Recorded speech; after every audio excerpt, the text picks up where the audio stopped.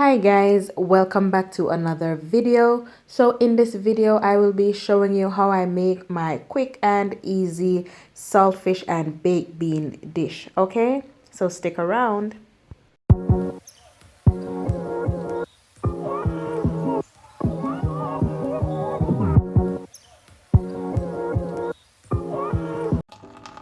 Okay, so here I'm just washing off most of the salt from the saltfish. Normally I do this step before I add it to our pot with the boiling water. So that's what I'm doing in this step, okay?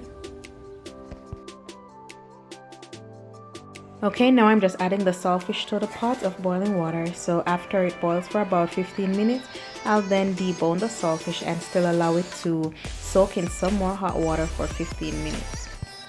And in the meantime, our saltfish is cooking. We're going to prep our seasonings. Here I have some tomato, green bell pepper, garlic, scotch bonnet pepper, scallion, and onions. Okay, so I'll list my specific ingredients down below.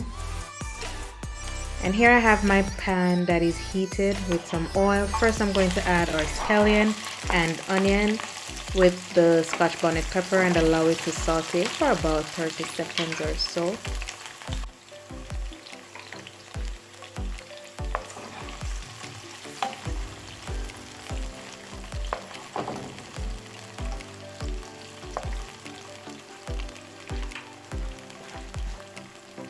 Okay, now we're going to go in with our bell peppers and tomato, because I normally don't like when my bell peppers are overcooked, so I normally add them after I saute the onion and garlic.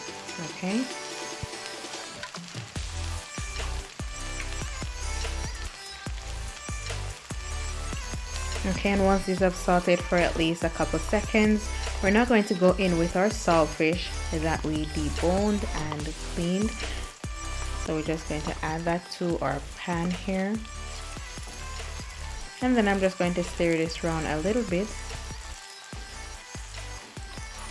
Okay, so here I'm adding some of my black pepper.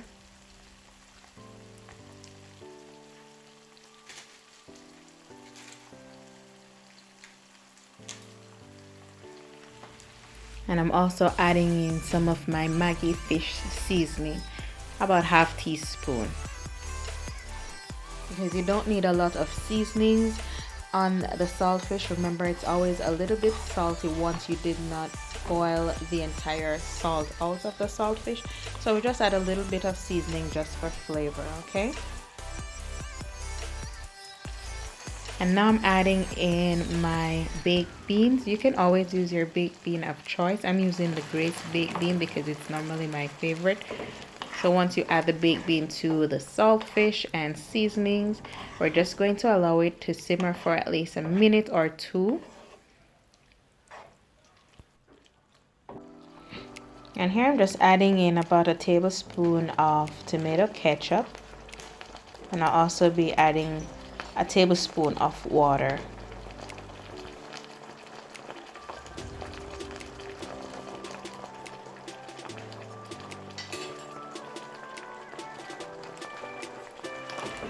And then we're just going to stir everything around just to get everything nicely incorporated and allow it to simmer for at least a minute, okay?